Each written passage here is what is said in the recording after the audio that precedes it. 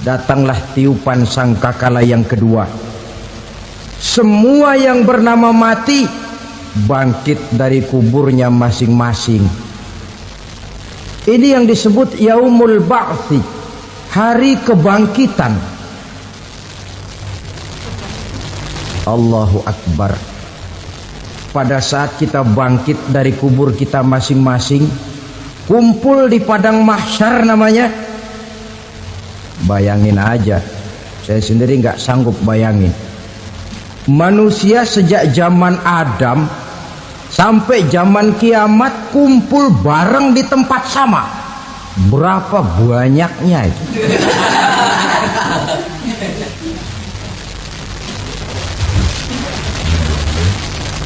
Dan yang luar biasa menurut satu riwayat, pada saat bangkit itu, Masya Allah, roman muka kita berubah,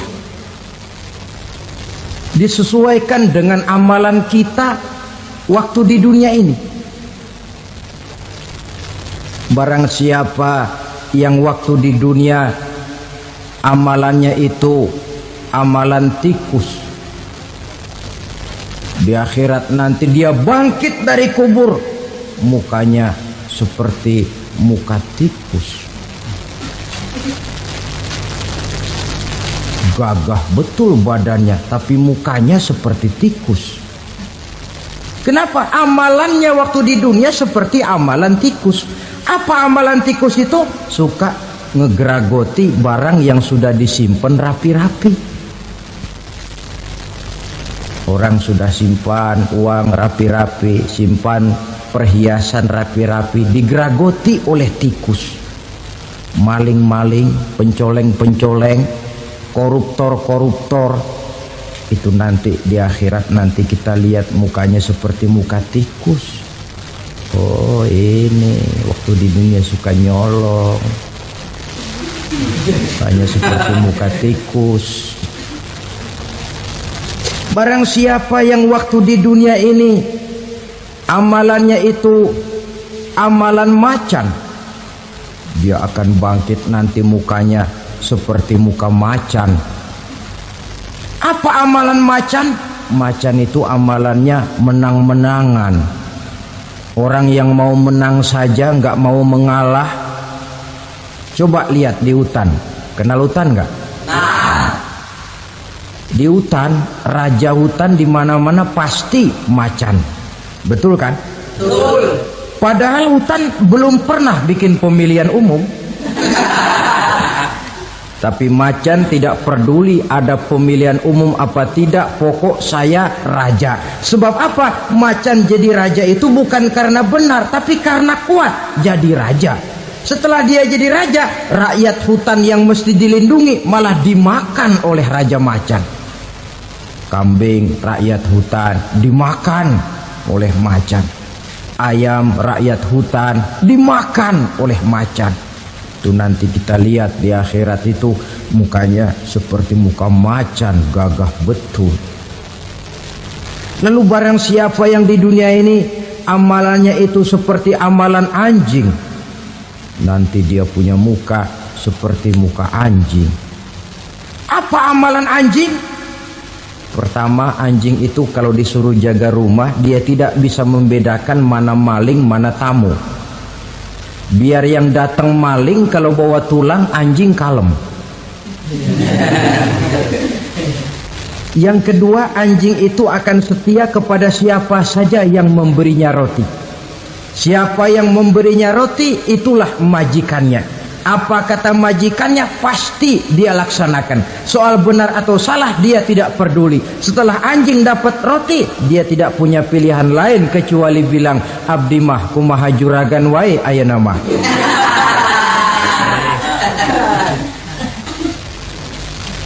Saudara hadirin yang saya hormati,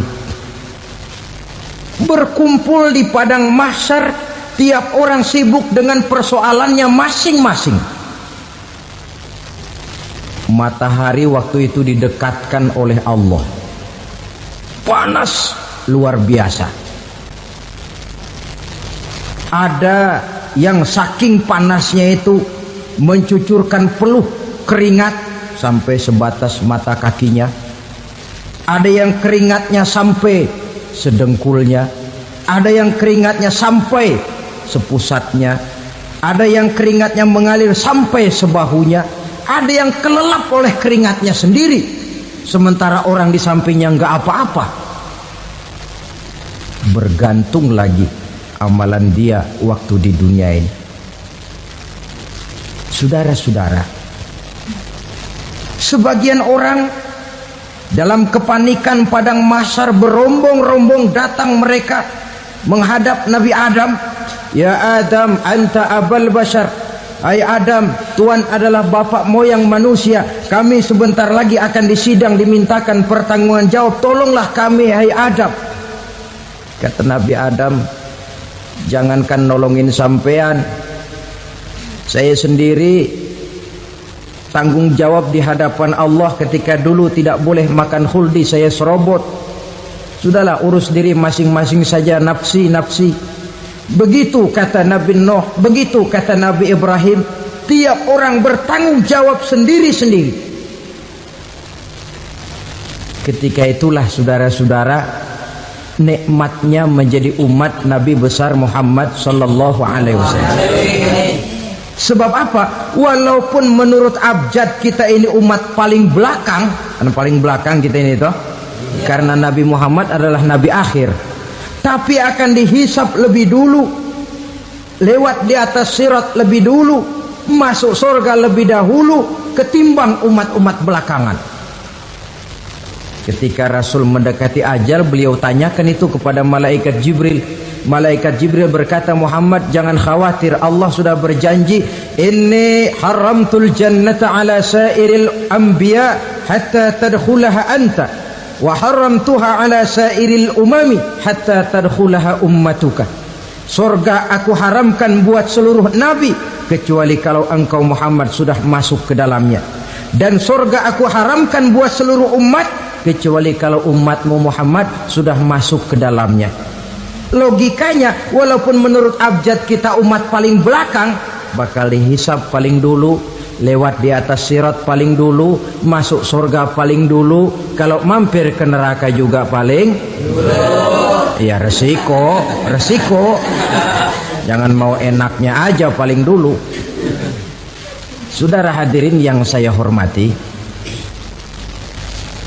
setelah masa kebangkitan itu jangan dikira begitu bangkit langsung diperiksa, masih menunggu menanti ribuan tahun perhitungan padang mahsyar untuk sampai kepada proses yang disebut yaumul hisab, hari perhitungan. Seorang demi seorang bakal dipanggil. Bayangkan saja, kita se-RT saja di absen, kadang-kadang perlu waktu lama. Ini manusia sejak zaman Nabi Adam sampai datang hari kiamat, satu demi satu disidang di hadapan Qadhi Rabbul Jalil. Status sosial copot sudah waktu itu. Yang pernah jadi hartawan di situ tidak lagi kelihatan kehartawanannya. Yang pernah jadi jenderal tidak lagi dipanggil jenderalnya. Yang ustadz tidak lagi dipanggil al-mukarramnya. Seluruh status sosial selesai. Dipanggillah kita seorang demi seorang menghadap Qadhi Rabbul Jalil. Bagaimana proses penghisaban itu? Pertama, proses tanya jawab. Di antaranya ada hadis menyatakan, lan tazula qadama 'abdin yaumal qiyamah hatta yus'ala an arba'i khisalin. Besok di hari kiamat tidak akan bergeser telapak kaki seorang hamba sampai dia ditanya lebih dulu tentang 4 persoalan. Tentang ilmunya, kemana ilmu itu diamalkan. Tentang umurnya, di mana umur itu dihabiskan. Tentang masa mudanya, kemana masa muda itu dipakai. Tentang hartanya, dari mana harta itu didapat dan kemana harta itu dibelanjakan. Ini termasuk proses tanya jawab. Jadi kalau istilah pengadilan dunia, Nama Fulan bin Fulan. Kamu waktu di dunia diberikan umur panjang untuk apa? Pernah mengalami masa muda, kemana kau habiskan masa remajamu? Kau diamanahkan ilmu, dengan apa ilmumu kau amalkan? Kau diberikan harta, dari mana harta kau dapat, kemana kau belanjakan? Tak seorang pun yang bisa mungkir. Sebab apa? Dikala itu yang menjadi saksi bukan orang.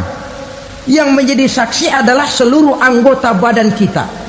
Tangan bicara, kaki jadi saksi terhadap seluruh amalan yang pernah kita kerjakan pada saat kehidupan di alam dunia ini.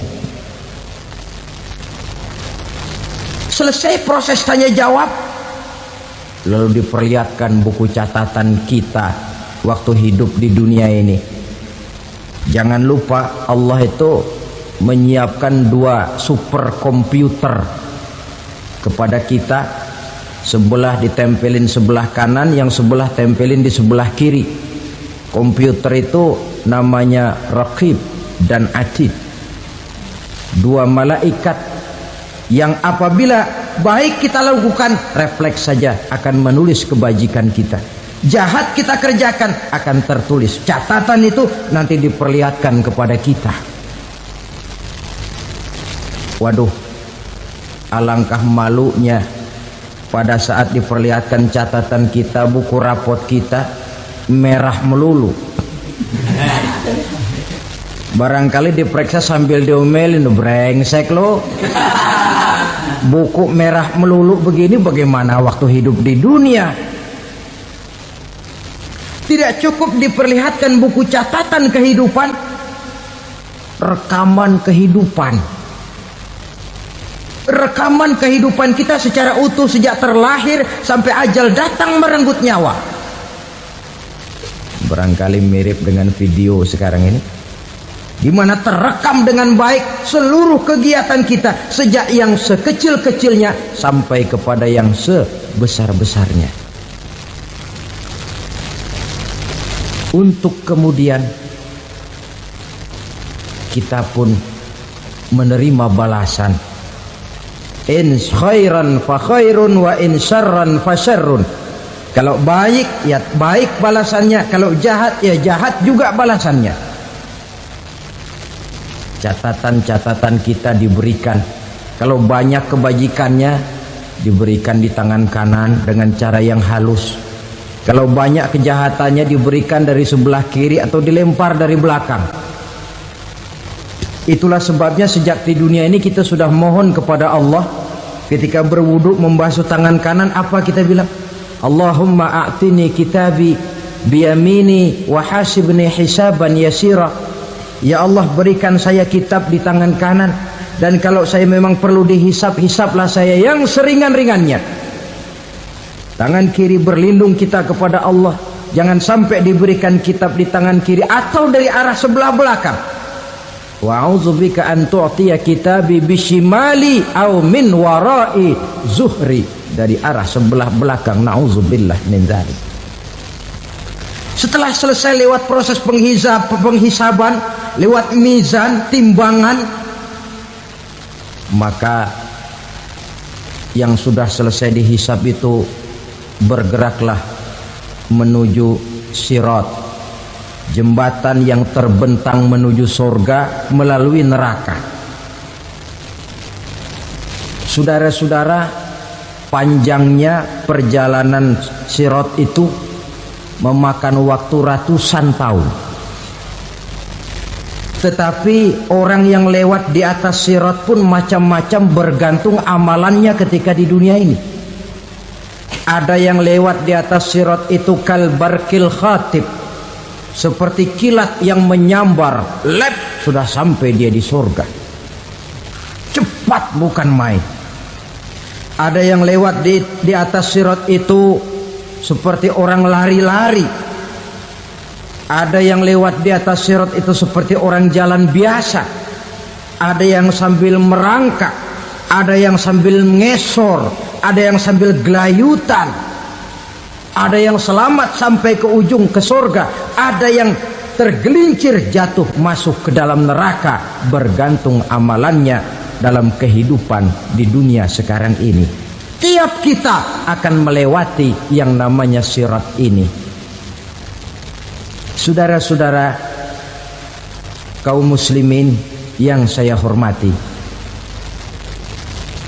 dengan demikian mereka yang selamat melalui sirat sampai ke terminal akhir surga, mereka yang ketika dihisab ternyata banyak kejahatannya daripada kebaikannya, mereka singgah di dalam neraka. Nah, adapun orang-orang yang beriman menurut ayat Quran dan hadis Nabi itu nanti ada bermacam-macam.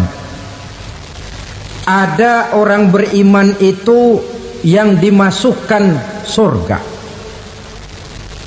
Ada orang beriman itu yang dimasukkan ke dalam surga.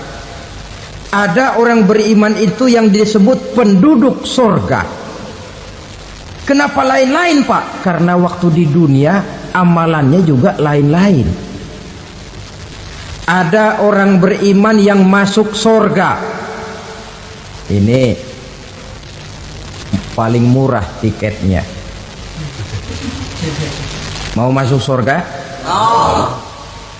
Kata Nabi begini, ma min abdin qala la ilaha illallah thumma mata ala dhalik illa dakhalal jannah. Kalau seorang hamba sudah mengucap dua kalimat syahadat, dia yakin dengan kebenaran kalimat itu sampai matinya, orang itu akan masuk surga. Abi Dzar yang waktu itu diajak bicara heran, ya Rasul kok gampang betul? Iya. Walaupun orang itu mencuri, iya. Walaupun orang itu berzina, iya. Biar dia mencuri, biar dia berzina, kalau dia sudah mengucap dua kalimat syahadat, dia yakin dengan kebenaran kalimat itu sampai matinya, itu orang akan masuk surga. Jadi masuk surga cukup dua kalimat syahadat, yakin sampai mati, masuk surga. Itu perkara masuk. Tapi kalau pertanyaannya diterusin, masuknya kapan, Pak? Nah, ini lain lagi urusannya. Sebab ada yang masuknya itu langsung, ada yang mampir dulu. Di sana tempat cuma dua, kalau tidak surga, neraka. Mau ke surga tapi mampir dulu, yang mampirnya jelas di neraka. Kenapa? Dalam hadis qudsi ada riwayat, nanti itu di akhirat, setelah Allah selesai mengatur penduduk surga masuk surga, yang neraka masuk neraka, Allah berkata kepada malaikat Malik, malaikat Malik, labaik ya Allah.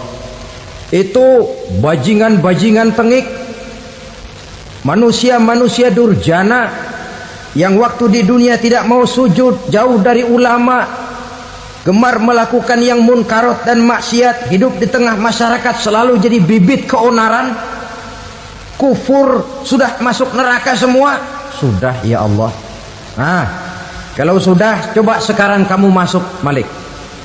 Saya, iya, masuk neraka. Mau apa ya Allah?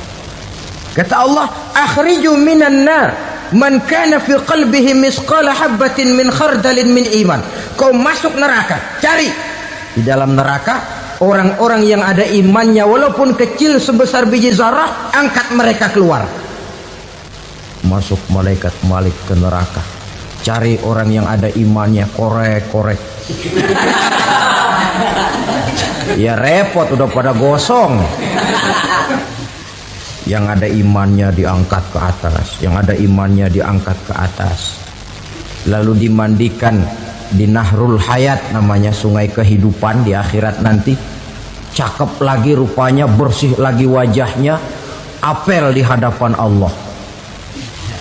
Kata Allah, bagaimana Mas?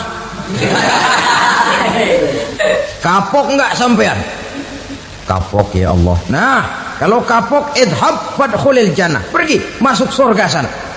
Berangkat mereka ke surga, ketemu sama teman-temannya yang udah sampai lebih dulu, yang nggak pakai mampir lagi.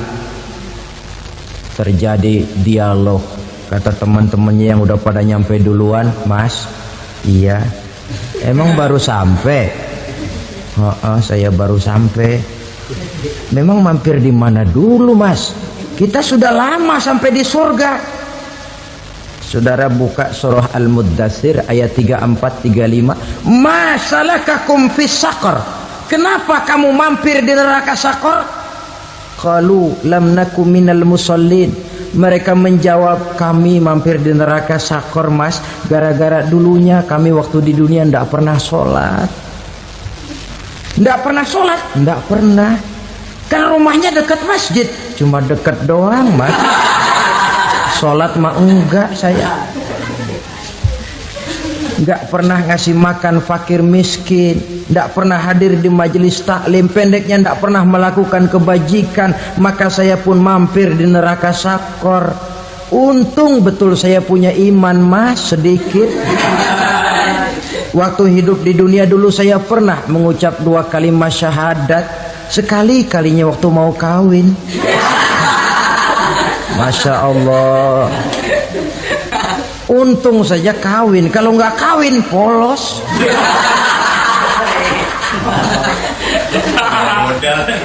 Itu juga pengulu sudah setengah mati ngajarin. Asyhadu alla, asyhadu an, asyhadu an.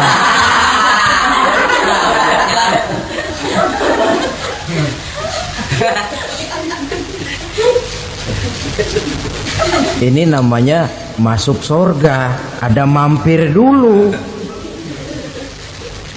Ada pula orang mukmin itu yang dimasukkan surga. Namanya dimasukkan kan terima beres. Saya masuk ke rumah, jalan sendiri, cari tempat sendiri. Saya dimasukkan ke dalam rumah, terima beres, pokok ada di dalam, itu dimasukkan namanya. Nggak pakai mampir. Tapi tentu tiketnya lebih mahal ketimbang yang pertama tadi. Apa kata Allah? Innal ladzina amanu wa amilus salihat la ukaffiranna anhum sayyi'atihim wa la udkhilannahum jannah. Sesungguhnya orang-orang yang beriman kemudian beramal soleh, kami hapuskan segala dosa dan kesalahannya, kami masukkan mereka ke dalam surga. Lihat ayatnya, Allah yang memasukkan, kita yang dimasukkan.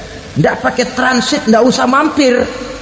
Cuma tidak cukup syahadat, tidak cukup amanu, tapi diiringi dengan wa'amilus salih. Iman, amal. Tidak cukup syahadat, lalu dibuktikan dia sholat, dia zakat, puasa, lalu dia melakukan berbagai macam kebajikan. Ini yang menyebabkan dia tidak pakai mampir di tempat yang bernama Saqar. Lalu ada pula orang mukmin itu yang disebut penduduk surga. Wah, ini sudah VIP ini. Ashabul jannah, penduduk surga. Siapa mereka? Kata Allah, innal ladzina amanu summa istaqamu fala khaufun 'alaihim wala hum yahzanun ulaika ashabul jannah hum fiha khalidun. Sesungguhnya orang-orang yang beriman lalu istiqamah, tetap dalam melaksanakan perintah Allah, tidak goyang, tidak labil tapi stabil, istiqamah, mereka tidak takut dan tidak bersedih hati. Merekalah penduduk surga. Iman, istiqamah. Tidak punya duit, sembayang. Banyak duit, sembayang. Miskin, sembayang. Kaya, tetap sembahyang, istiqomah. Kadang orang kalau susah rajin ke masjid, banyak duitnya ngelihat masjid melengos.